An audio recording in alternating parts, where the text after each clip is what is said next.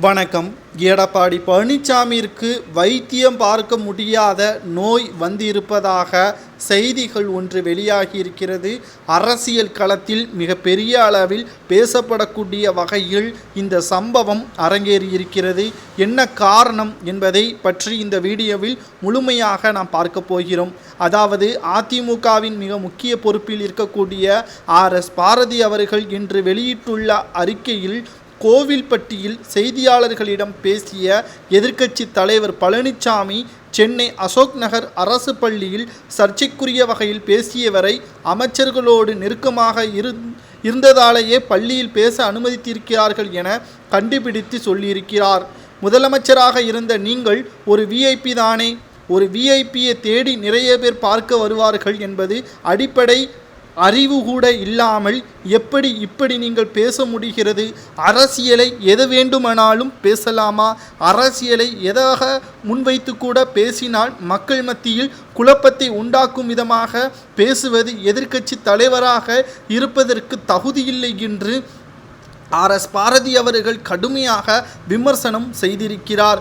எடப்பாடி பழனிசாமி அவர்கள் முதலமைச்சராக இருந்தபோதுதான் கோவை வேளாம்பாளையத்தைச் சேர்ந்த ஆனந்த் மற்றும் அவருடைய கோஷ்டியினர் கோடிக்கணக்கான புதிய 2000 ரூபாய் கள்ள நோட்டுகளை அச்சிட்டு 2018 கைதானார்கள். கள்ள நோட்டு கும்பலுடன் பழனிசாமி இருக்கும் புகைப்படங்களும் வெளியாகி அன்றைக்கு சந்தி சிரித்த பொழுது எடப்பாடி மௌனமாக இருந்தது திமுக விமர்சனம் செய்ததா?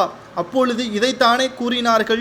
பகுஜன் சமாஜ் கட்சியின் மாநில தலைவர் ஆம்ஸ்ட்ராங் அவர்களது கொலை வழக்கிலும் திருவள்ளூர் மாவட்டம் கடப்பத்தூர் ஒன்றிய அதிமுக கவுன்சிலர் ஹரிஹரன் கைது செய்யப்பட்டார். அவருக்கு சீட் கொடுத்தது பொதுச் செயலாளர் பழனிசாமி தானே.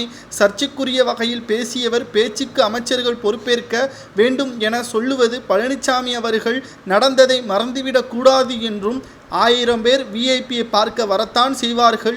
அவர்கள் யார் என்ன என்று கேட்டுக்கொண்டு புகைப்படம் எடுக்கக்கூடிய அளவிற்கு இன்னும் டெக்னாலஜி வரவில்லை என்றும் கடிதங்களும் மனுக்களும் கொடுக்கக்கூடிய வகையில் பொறுப்பில் இருக்கக்கூடிய அமைச்சர் இது போன்ற சம்பவங்களை கடந்து செல்லக்கூடிய வகையிலும் தற்பொழுது கைது செய்யப்படக்கூடிய வகையிலும் அமைந்திருக்கிறது.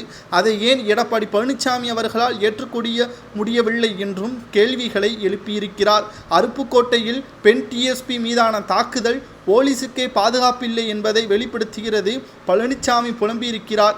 எடப்பாடி பழனிசாமி ஆட்சியில் நெடுஞ்சாலைகளில் இருந்த மதுக்கடைகளை மூடிவிட்டு மக்கள் நடமாட்டம் உள்ள பகுதிகளில் கடைகளை அமைக்க முயன்ற பொழுது திருப்பூர் சாமளபுரத்தில் போராடிய பெண்களை போலீசாரால் தாக்கப்பட்டது. இந்த சம்பவத்தை எடப்பாடி மறந்துவிட்டாரா? இதன் காரணமாகத்தான் எடப்பாடி பழனிசாமியின் ஆட்சி கலைந்ததையும் அவர் மறந்திருக்க மாட்டார்.